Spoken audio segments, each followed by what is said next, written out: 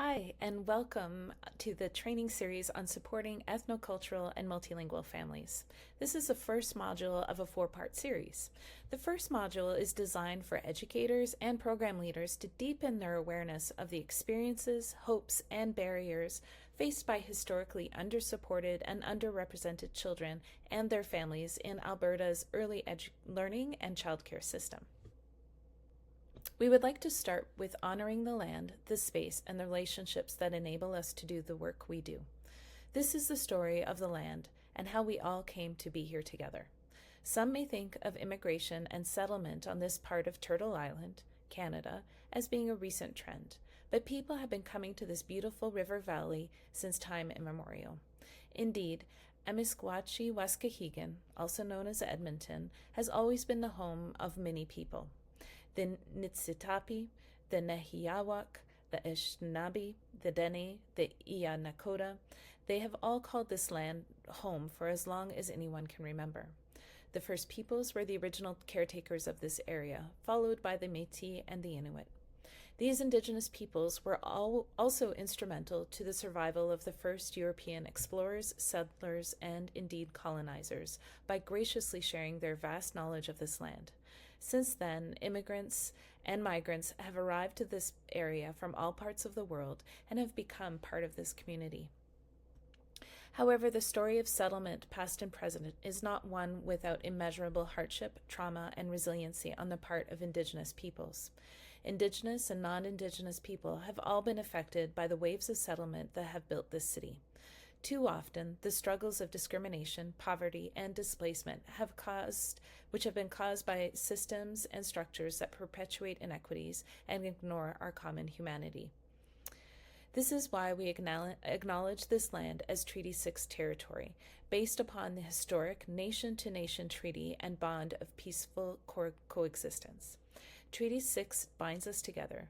We have a collective obligation to care for each other and this land, no matter whether we've been living here for a day, a year, 100 years, or 1,000 years. It is an honor to be here together at this time and to share in the bounty, the safety, the community, and the relationships this land can offer us. Thank you, Andrea.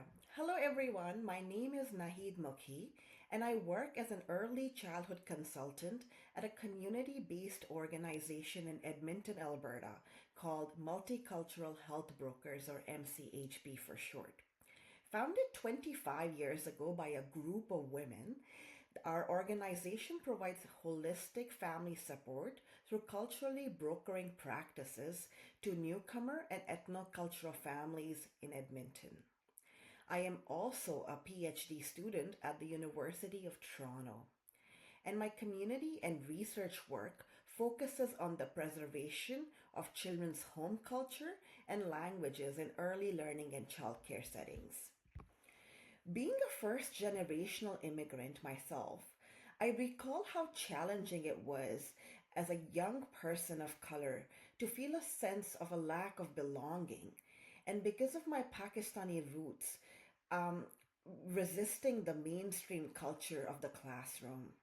When I worked as an educator in the early learning care settings as a preschool teacher, I recall being asked by my manager not to speak my first language in the staff room and occasionally, politely, and very subtly ask not to warm up my food in the staff room microwave because maybe my cultural meal made the staff room smell. These experiences fuel my advocacy for celebrating and honoring of cultures and multilingualism in the early years sector, both for the children in the classroom, but also the wonderful grown-ups that work and play with these children. This training series, comprising of 4 parts, complements and elaborates on many aspects of the Sparks Guide, a resource for Alberta's educator and program leaders who work in and support diverse early learning and childcare programs. The Sparks Guide strengthens the skills in the early learning and childcare workforce to practice culturally responsive childcare, and while recognizing how each child care center and the families they serve are unique, and diverse. The specific objectives of the Sparks Guide are as follows.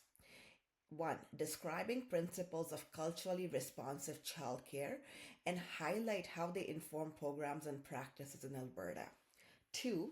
To share flexible strategies to strengthen and develop culturally responsive childcare skills, understanding, and confidence among program educators, directors, and operators. And lastly, spark ongoing learning, adaptation, and creativity in applying the principles and strategies. This training is a four-part series on supporting ethnocultural and multilingual families and is curated by community organizations like the Multicultural Health Brokers in Edmonton and the University of Alberta Multilingual Families Lab in partnership with PolicyWise. These modules are for educators and program leaders eager to enhance their understanding of intercultural practices and better support ethnocultural families in their care, so that we have the same understanding when we say ethnocultural, when we're referring to the multitude of ethnicities and cultures that exist within our communities. While we hope that this is useful in enhancing your skills to better serve the children and their families, we also recognize that your lives are extremely busy. And so investing your time in this learning is much appreciated. We're trying our best to ensure that this is easily digestible and directly applicable to your work.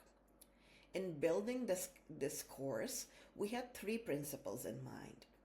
The first three sessions are entirely self-directed and only 30 minutes, meaning that you can complete these at your own pace and hopefully fit them in your schedule. The concepts you will learn are directly linked to skills needed to enhance your intercultural practices, which we will help you integrate into your toolkits. Finally, we're hosting a live fourth module in February and March 2025. It will be available to anyone who has completed the first three modules and is interested in collaborating with fellow educators to strategize how to bring this learning to your program.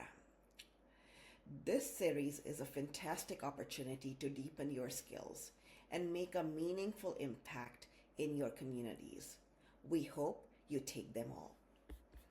We want to take a moment to share with you what you can expect as part of Module 1. The first module of the Supporting Ethnocultural and Multilingual Families series is entitled Understanding the Experiences of Ethnocultural and Multilingual Families.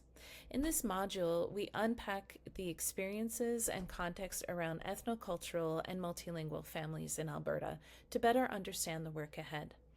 Only by truly understanding the experiences of a family can we figure out how best to serve their needs. Through this module, you'll hear first-hand accounts, stories and experiences from families in our communities. These are stories of people who have experience in navigating the early learning and childcare system.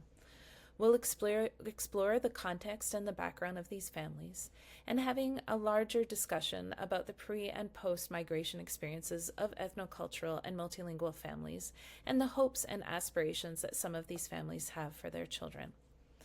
Once we have a better understanding of the needs of the families we serve, we'll also take some time to reflect on the positive impact community connections can have for families who have been historically underserved or underrepresented. It is important to note that while we as individuals or as programs may have the best intentions, there are some barriers, which are often historically rooted, that all ethnocultural and multilingual families face. Since these prevent the full participation of children and families, we will understand what these are and give some thoughts on our role in dismantling them. This is important because only by truly understanding the experience of a family can we figure out how best to serve their needs. So as we move through these modules, we want to really remind ourselves that we all have diverse ways of learning, processing, and reflecting. We recommend that while you engage in these modules, that you have a journal to reflect on your learnings And this might be by writing or drawing. It might be an auditory journal where you just make notes into your phone or short videos. The ultimate aim is to engage with the various stories, the various case studies, information, and content in these modules, and think about your own lived experience with children and families, your own experience perhaps as a parent, as a child, as a member of your community. The modules have self-reflection time and reflection questions woven throughout. So we really encourage you to take the time to process and connect pieces of information and experiences together.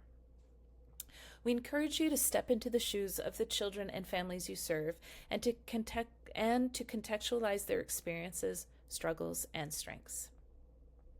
A family that we worked with in Edmonton shared an insight from their culture about pre-migration experience and how it affects them today. They said, if you cut a tree and you do not bring the root, the tree will die. We really believe that as we serve our families, it is critical to understand their whole being and multitude of experiences to better meet their needs. For many, immigration, whether by choice or by chance, is like uprooting a tree. The roots symbolize cultural ties and relationships, and the death of the tree is the impact of isolation, alienation that a family may experience, and which will impact their overall well-being. So only if we attend to the roots will the tree bear fruit. As part of the work that we do with Multicultural Health Brokers, we engage in a project in 2022 to understand the experiences of ethnocultural and multilingual families as they engage with the early learning and childcare system in Edmonton.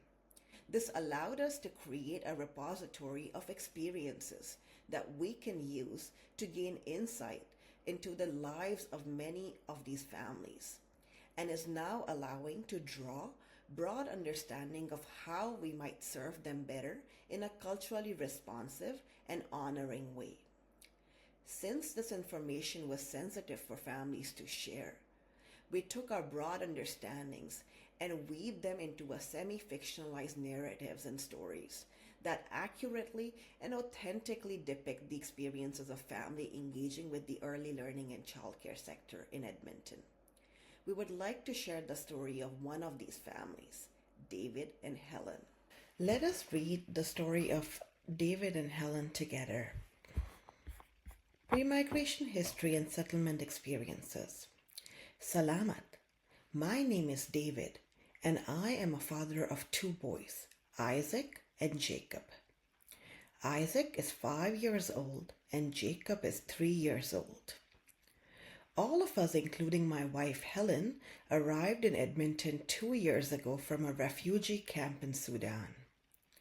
We left our home in Eritrea 5 years ago, and after witnessing horrific events, we crossed the border and came to Sudan and lived in a refugee camp for years. The journey was physically and emotionally draining. Jacob was born in a refugee camp. Life in the camp was difficult and uncertain, but then God helped us and we were sponsored by my uncle to come to Canada. My uncle lives in Edmonton with his wife and children. He, with the help of some members of the church, sponsored us under the Group of Five sponsorship program. As a result, my wife, myself, and the boys were able to enter Canada as refugees. Although the church sponsored our papers, it was expected that we would live and be supported by my uncle and his family. When we learned we were going to Canada, we were very happy and hopeful for a better future for all of us, especially our children. Helen, my wife, was very excited that she would learn English and go to work in an office, and we would have a stable and safe place to live.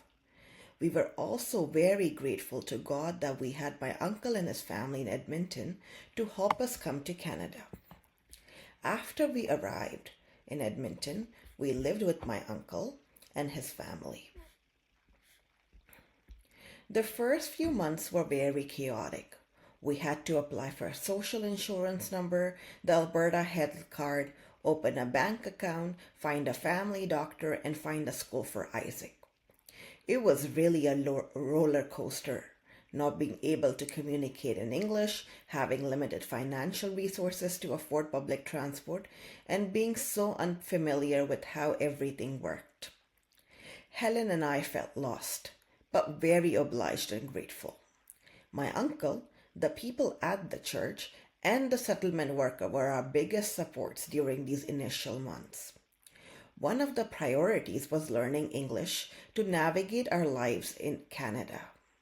We applied to Catholic Social Services for Helen and I to get tested on English so we could access the LINK program, Language Instructions for Newcomers to Canada. While we were trying to get all the documents and access the LINK class, my uncle was laid off from his work when the store where he was working was closed down. It was financially draining for my uncle to support his immediate family and us. As a result, after the first 3 months of our arrival, I was beginning to feel we were a burden on my uncle and his family. We had to find our own means and support. I started looking for work because the child benefit tax from the government would not be enough to sustain my family. Through some people in church, I was able to find a cleaning job. Thereafter, Helen started the LINK classes and I started working odd hours as a cleaner. The settlement worker at the LINK classes advised us to enroll Jacob in the daycare associated with the LINK class, while Helen attended the English classes all day. This excerpt is taken from the journey through early learning and childcare in Edmonton, the experiences of ethnocultural families in Edmonton report, which was a collaboration between the University of Alberta and the Multicultural Health Brokers. Thank you. Now that you have had a chance to read the story of David and Helen, pause the video and reflect on the following questions and record your responses. Questions are as follows. How did this story make you feel? Does the story resonate with your experience of working with bicultural and bilingual families? What are other systemic barriers that these families face? When you're ready, please resume the video. We hope that Helen and David's story reminded you of experiences you've had with families you've worked with. Maybe it reminded you of your own family's experience. It is not by accident that we're investing in understanding and supporting ethnocultural and multilingual families. Canada today is quite diverse in terms of demographics, and the early learning and childcare sector is reflective of this diversity. According to the 2021 census, more than a quarter of Albertans identify as part of a racialized group. This is driven mainly by immigration. Alberta is the third most racially diverse province in Canada. Our societal institutions are reflective of this diversity, and so our early learning and childcare programs too are reflective of this diversity. Our early learning programs are made up of children who have rich family stories, traditions, and cultures that inform who they are and how they engage with the world around them. Only by understanding this can we understand them and become more responsive to their needs. Many ethnocultural families and their children have been directly involved in or have in their family's recent past a story of migration. Migration is a process through which one experiences fundamental changes to our environment, but also to ourselves. To better understand this, let's look at pre- and post-migration experiences. Here we consider a range of different pre-migration experiences and expectations and contrast them with post-migration areas. So we may come from a non-Western country and be moving to a Western country. We may have different ways of attaching to our caregivers, whether it's multiple or parents as primary caregivers. Parents' main role may differ. The role of the extended family may be more active or more passive. Parental authority may look different depending on our culture, and children may be taught different expectations in terms of the aspirations, but also in terms of their duties as a child. It's important to for us to share that while we want to highlight these potential differences, these are generalizations, and each individual and each family is unique and different. Because of this uniqueness, the children and their families may come from cultural environments that have early learning and childcare systems that are very different than those that we have in Canada. As such, their experiences and expectations may differ compared to what one would have if within the Canadian context. Immigrants come to Canada through many pathways, whether as economic migrants, refugees, spouses, or students. The process of migration and enculturation is challenging. Once they arrive in Canada, they often face challenges, some of them systemic in nature. For example, there are obvious ones like language barriers or finding work. However, there are other barriers that may not be so obvious. For example, some immigrant families are unable to afford to live near early learning and childcare centers. As a result, the journey taken to arrive at the early learning and childcare center may result in unexpected or unwanted behaviors from the child. The consequences of responding to such a situation without understanding the broader context can have long-term negative impacts on the child and their family. Let's take a closer look at families' pre- and post-migration experience related to early learning and childcare. We are sharing this video called Raised Between Cultures, Intercultural Practice in the Early Years. You can find the link to the video below, and we really encourage you to explore and reflect. We'd also like to look at another story from the Journeys Project. As you read the story, think about pre- and post-migration struggles of Roni and her family and how they are played out as they interact with the early learning and childcare space. Let us now read the second handout or the second story on Roni.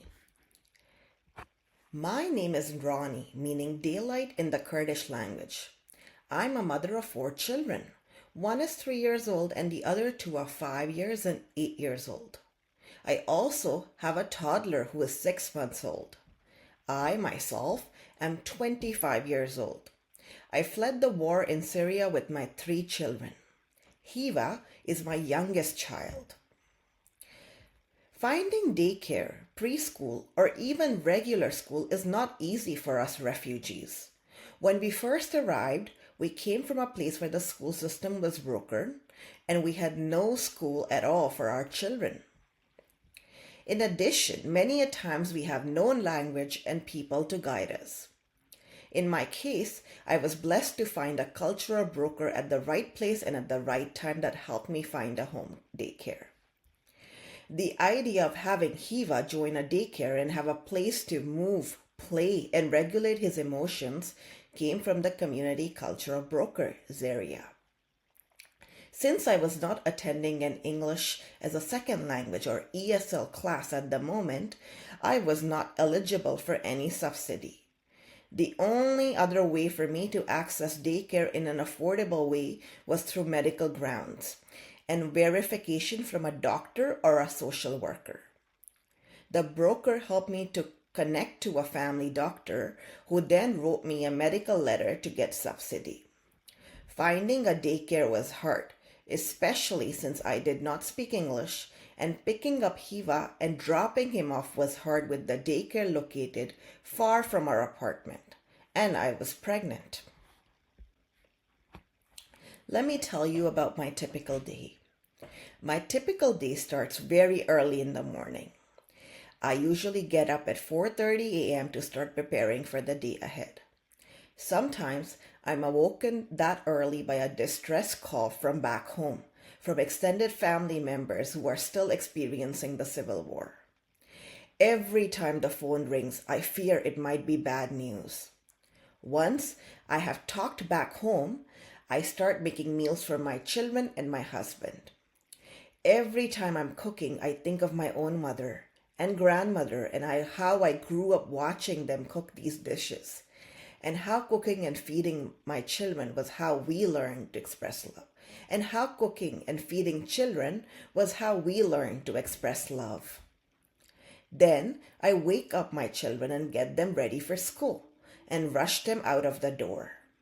Many times, both my husband and I are quite stressed, and due to the lack of sleep and worries about our future, our interactions are very reactive. Sometimes he would get angry and start yelling at me while I'm rushing my children to school. There has been times when I would forget to wear a jacket or proper shoes, or even look at myself in the mirror. You would not believe that a couple months ago, there were many days I would realize that I'm in my house flip-flops and no jacket, halfway down the street until the minus temperatures would remind me how forgetful I was. But then, if I go back to change, the children might be late and get in trouble. So I just keep a happy face and walk alongside them. We walk every day in the minus temperature, and even though it was bitter cold, when I see my children beside me, I feel the warmth of their love and that the fact that they are safe and healthy. Our apartment may be small and cramped. Our beds have bed bugs, but at least I now know that they are with me and safe from harm. I always have mixed feelings dropping off Hiva at the childcare.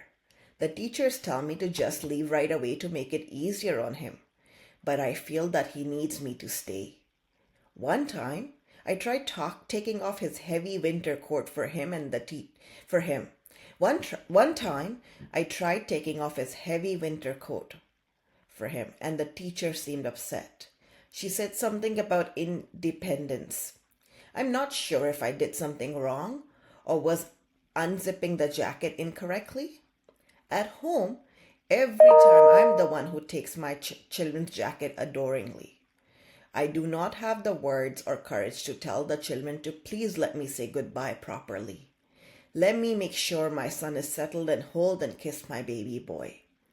As I leave him, I feel I cannot hold on to anything. I feel as if I'm alone in a desert. As I make my way back, I think about how Hiva's day would go. Would he eat enough? Would he feel that the teacher does not like him? As I return home and do my house chores, many times I get a call from the landlord or Zaria to go early and pick him up. Zaria is the cultural broker. To go home early and pick up Hiva because either he is sick or there has been a behavior problem and he has been crying inconsolably. I feel bad for the childcare teachers too. So few teachers for so many children. No wonder they are so tired too. As I walk home with my child and my children in the dark, I think about a lot of things. I think about my older child being bullied by other children. How my Hiva is trouble and cries all the time. I think about our neighborhood and whether it is safe. I think about our own school days and now my children's school experiences. I feel so tired and distressed, and I feel the system is not for people like us. Quote, "It is just not easy to be a parent in a place where you have no language, not understand the system, cannot communicate with a system that has so much power," unquote. An Arabic Kurdish-speaking parent. These excerpts are taken from the report called Journeys Through Early Learning and Childcare in Edmonton, the experiences of ethnocultural communities in Edmonton. The report was a partnership of University of Alberta and the Multicultural Health Brokers Cooperative. Now that you've had an opportunity to learn about Roni's family, her pre- and post-migration experiences, let's take a moment to pause and reflect. You can pause the video, reflect on these following questions, and record your responses. This is another moment to open up your reflection journal, take some notes, draw a picture, make a video or an audio recording of your ideas. So what do you understand about the pre- and post-migration experiences of children and their families in your program? How can you strengthen this understanding? As we talked about earlier in this module, we pointed to the fact that there are systemic barriers that exist in our system.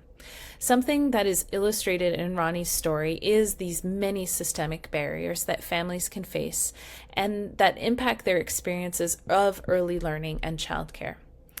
These include poverty, which refers to the state of where individuals have insufficient resources to access basic necessities.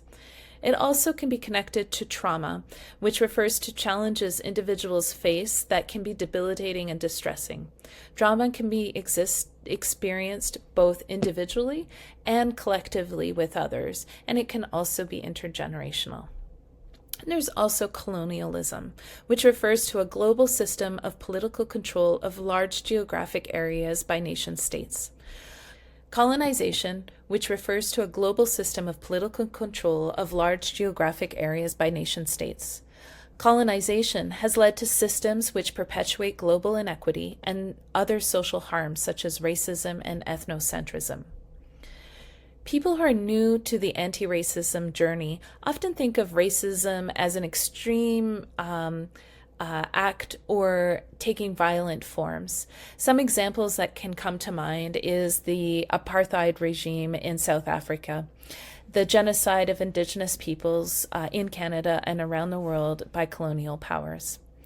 While it's important to really reflect and recognize these forms of extreme and violent systems-level racism, racism also has different levels. Individual racism is the assumption, beliefs, or behaviors that exist within an individual based on thinking that one's own racial group has superior values, customs, and norms. Individually held racist beliefs may result in interpersonal racism, which is a discriminatory action directed from an agent to a target of racism. Racism can also exist at the institutional level, and we refer that as institutional practices that perpetuate racial inequity, while structural racism is racism that is backed by societal power.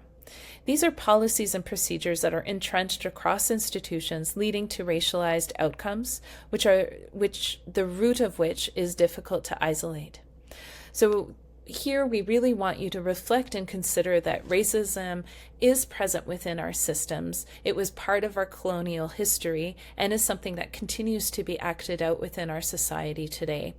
We need to strive together to recognize racism and to work to put in place anti-racist practices so that we can dismantle this system. We understand now that our ethnocultural and multilingual children and their families have experiences that are critical to understand. These experiences are interwoven with what can be differentiated into both visible and invisible culture. Visible culture refers to the things that are outwardly expressed, such as dress, food, or language.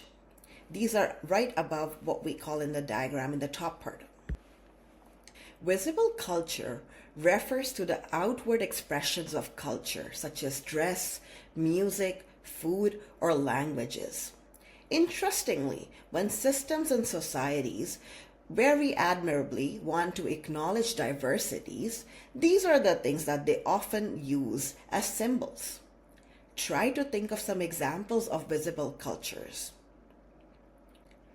Invisible culture, on the other hand, refers to the elements of one's culture that are implicit, such as beliefs, values, and way of resolving conflict.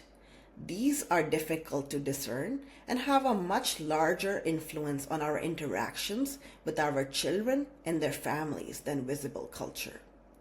Everyone, including you, is influenced by both invisible and visible culture. By understanding elements that are different to our own, we can begin to bridge this divide in service of the child and the families we serve.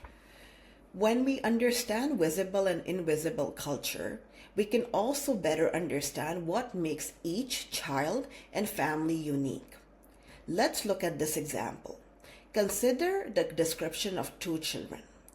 A preschooler that aged 4 who immigrated with their family from Bangladesh. They are from a marginalized ethnic group. They lived in refugee camps with other family members, and they're the oldest of 5 children, and their parents are not literate. On the other hand, there's another preschooler of the same age that immigrated from Bangladesh. Parents are highly educated and have high income jobs back home, and they're exposed to both Bengali and English at home. As we can see, even within children who share some visible cultural identity markers, their invisible cultural identity markers could not be more different. Now that you have an opportunity to learn about visible and invisible culture, let's take a moment to reflect on your own experiences. Please pause the video and reflect on the following questions and record your responses. Think about the children in your program. What are some ways that their cultures are visible to you? What are some ways their cultures are invisible? How can you learn more about their cultural identities, including the invisible aspects? When you're ready, please resume the video. Families have different hopes and aspirations for their children. Let's look at a few examples of what ethnocultural and multilingual families in Alberta say about their hopes and aspirations that they have for their children. These quotations have been gathered from the ethnocultural families in the Journeys project and the upcoming Parent Manifesto project that we'll talk about throughout these series. One of the parents from the Franco-African community said, "My daughter has health, grows in wisdom, and that she has confidence in herself and the necessary intelligence to live in social life. That success be her daily bread." Another parent from the Filipino community, when talking about the hope they have for their child, said that they want their child to be loving, not only to other people, but also to themselves and to their families. Loving, caring, and respectful and nurturing. And then I have aspiration for them when it comes to education. I'm praying and hoping that after they graduate in high school, when they will pursue their study in the university. Lastly, a parent from the Arabic Kurdish speaking community said that I hope my child to be a true kind human, someone that makes life beautiful for himself and others. These quotations were collected in the family's home languages and then translated in English. Consider how these parents have different hopes and aspirations for their children. Now think about what they shared. The desire for the overall well-being, happiness, and positive development of their children for the most part. Now that you've had the opportunity to reflect on who are the children that we serve and what are some of the experiences and identity markers that influence them, what do we do with all this? To begin to bridge this divide, one thing that we should continually remind ourselves is our shared aspiration for our children. Please pause the video and record an answer to the questions on the slide. What hopes do you have for the children in your program? How can you learn more about the hopes families have for their children? Unpause whenever you're ready to continue. This concludes the first module of the series. Thank you for joining us. We hope you'll complete the modules 2 and 3, and if you're able to, attend the live sessions planned in February or March of 2025 to discuss with your colleagues what you've learned and how to put these ideas into practices.